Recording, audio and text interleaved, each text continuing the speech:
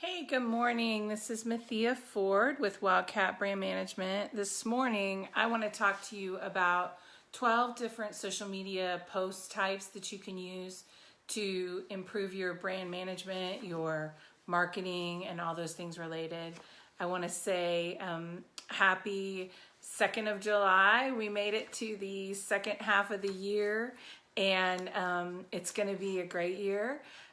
So today I want to talk about using social media, because when you use social media to promote your products, it can be a way to have some free marketing.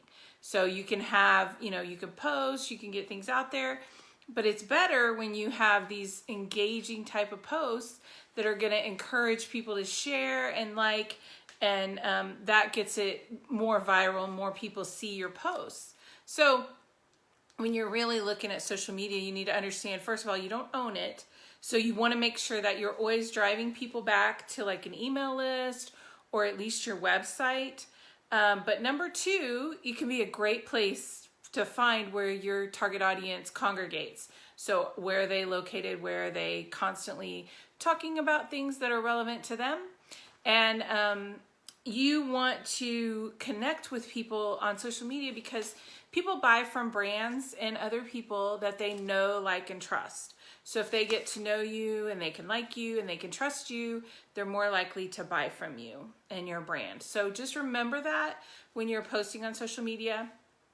And then the other thing I wanted to remind you of is that I'm going to use the word relevant today, and relevant means relevant to your customer avatar. I've talked about customer avatars before, so but a customer avatar is basically a general, very specific idea of a general person that your customer is. So if it's an older woman who's in her 40s, who has 4 kids, whatever, you would give her a name, you would go through the specifics. What does she like? What does she do?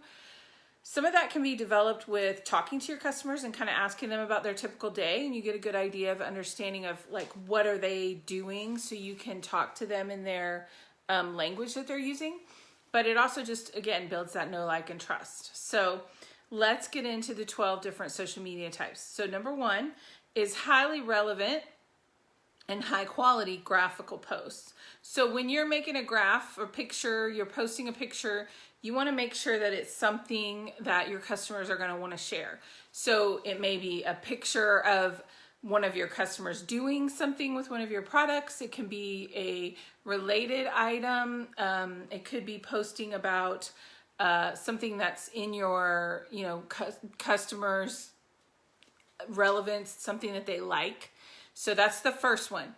High quality, relevant social media, like a regular photo post.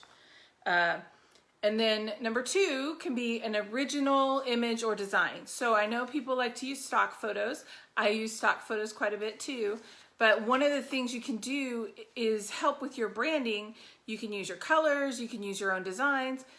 And when you have these original posts, it kind of gives it this specific feel. So you get that, like, I know that this is X brand. I know that that's that brand because that's their colors and that's the kind of style that they do. So you want to do some original stuff if you can. It doesn't have to be, highly staged. It can be just very interesting, and it can be on the fly. You can use your phone. Just make sure it's within brand. Kind of decide what your brand posting is and then go with that. Okay. Number 3, share relevant screenshots. So one of the ways that you can get people on social media to understand things is to do things like, if you're going to show a step-by-step informative post to your customers, those things can be like story pins or stories in Facebook or Instagram, and you can do multiple versions. You can do multiple steps over time and show how you did something, and that can be very engaging, and people will share that. So if there's a process that people go through to use your product, creating that story and showing that story, ideally with your ideal customer doing it, that shows your customer that, this is how it works, and that there's so many things that I'm like, when I look at them online, I'm like, I'm just not 100% sure that this is how it's going to work. And if I saw something like that, I would be like, oh yeah, that works. I can see how that's going to work in my process. So I would encourage you to do the story type posts. Number 4, create data-centric graphics, infographics. So infographics kind of tell a story, but it's quick, it's easy to read, it's just the high points.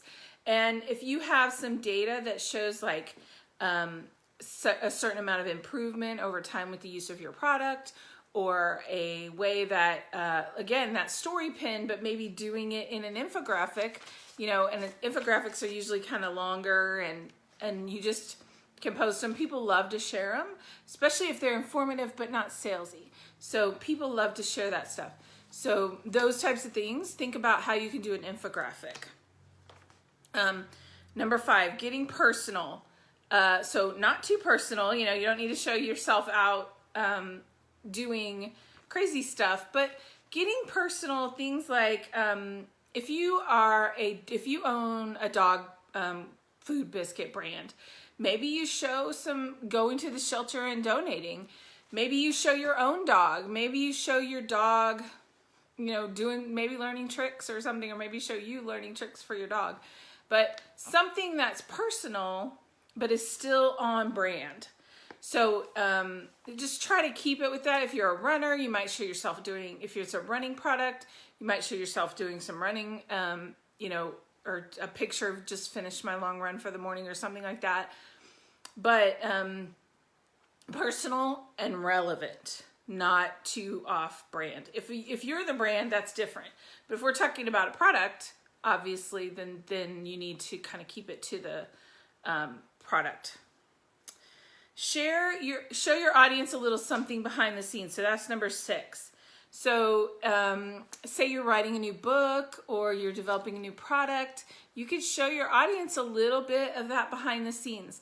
You're not going to give away the farm, but people just kind of love to know what's coming. I know when I see like somebody that I follow is going to release something new, I'm always like, oh, I want to be part of that. I want to be interested. It's interesting to me, and I'm going to follow it. And I'm, you know, the more I follow it, the more likely I am going to be to buy it. So it's just going to engage over time. So if you have new things coming, show some of those behind the scenes. Even if you don't have new things, show some behind the scenes of how things are made and how the sausage gets put together, you know, type thing. Just try to keep your customers in the loop.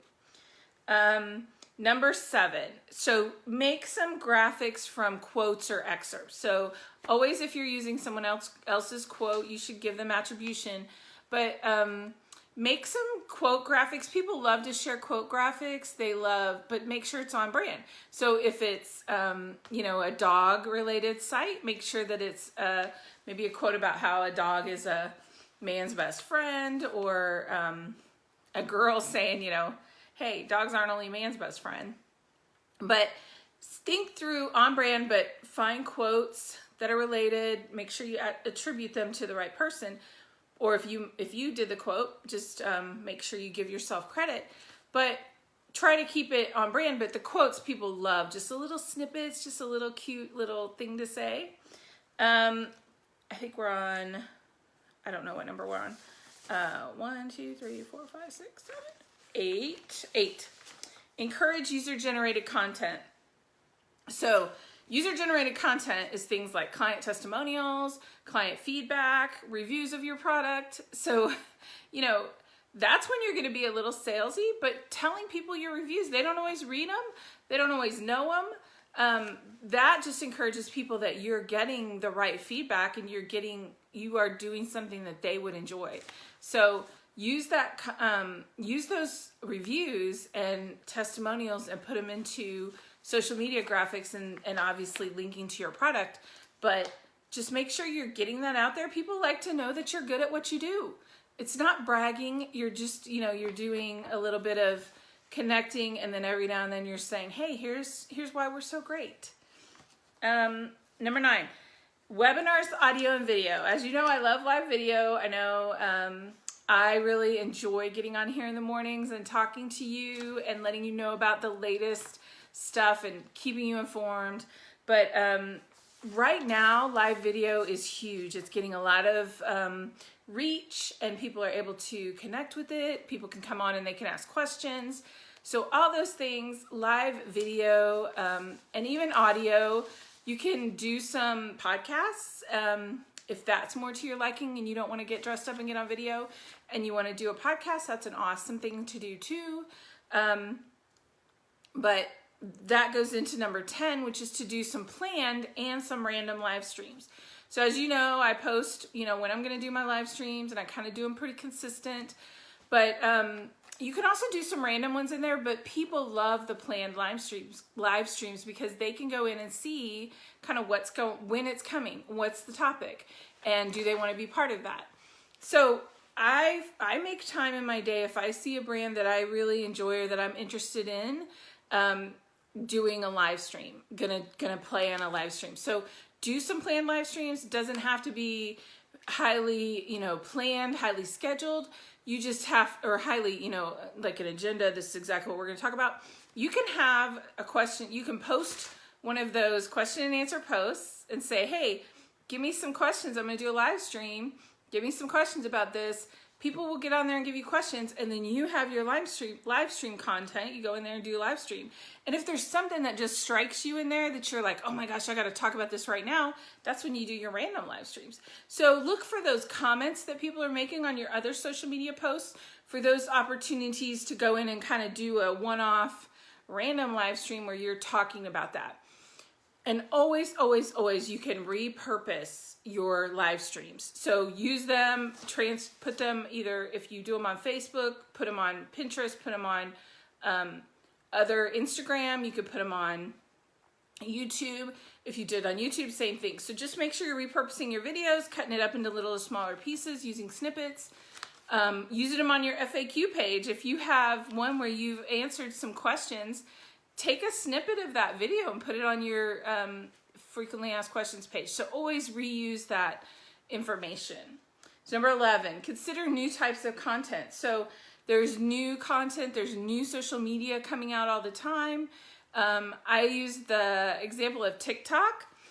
So my kids used to like Musical.ly, and then it morphed into TikTok, and they love it. I'm not so into TikTok, but it depends on who your audience is. If your audience is on TikTok, you need to find ways to get to them there.